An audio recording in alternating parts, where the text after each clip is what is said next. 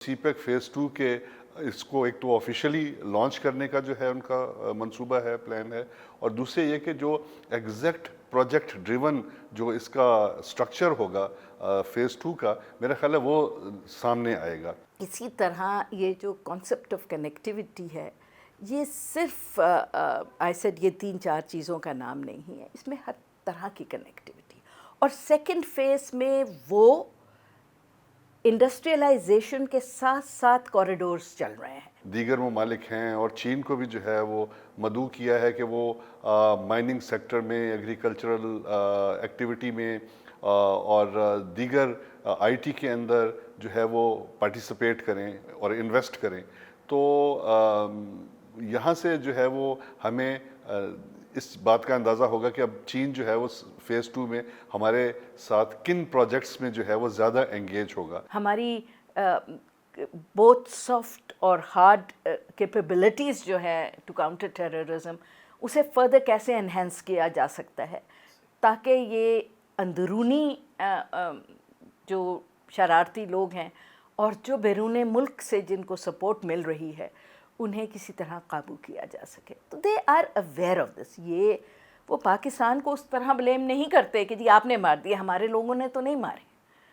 उन्हें भी पता है कि यहाँ जो दहशत गर्दी हो रही है वो बेसिकली चीन को रोकने के लिए हो रही है। टेररिज्म एक ऐसा इशू है, इसको हम कुल्ली तौर पे जो है वो ये नहीं समझते कि ये कभी भी जो है किसी भी मुल्क में जो है वो इसको ख़त्म किया जा सकता है। इसके चांसेस जो हैं वो हमेशा रहते हैं, रहेंगे, लेकिन जो अभी तक एविडेंस मिला है पुराने वाक़यात को सामने देखते हुए, तो उसके अंदर मेरा ख़्याल है कि सिक्योरिटी लैप्सेस का भी जो है एक नुमाया अंसर जो है वो नज़र आता है। तो वो जो गैप्स हैं उनको ब्रिज करने के लिए ये बहुत ज़रूरी है कि हम एक बहुत मरबूत किस्म का जो है फुल प्रूफ सिक्योरिटी एनवायरनमेंट अपने चीनी दोस्तों भाइयों को जो है वो प्रेजेंट करें, सो दैट उनके जो कॉन्फिडेंस है वो बहाल हो। वो ज़माना चला गया है कि आप कट के ब्लॉक्स का हिस्सा बन के रह सकते थे, अब वो ज़माना नहीं है। और तो इसलिए ये भी बहुत ज़रूरी है कि अमेरिका के साथ हमारे ताल्लुकात अच्छे हों, बल्कि बहुत अच्छे हों, क्योंकि हम हमेशा से उनके स्ट्रेटजिक पार्टनर भी रहे हैं। नॉन नेटो एलाइज से लेके मोस्ट सैंक्शन स्टेट तक रहे हैं। तो उनके साथ रिलेशनशिप में और चीन के साथ रिलेशनशिप में ये फ़र्क है कि वो एक कांस्टेंट है, ये ज़रा ट्रांजैक्शनल है। तो ये ऑसिलेट करती रहती है, कभी बहुत ऊपर चली जाती है, कभी बहुत नीचे चली जाती है।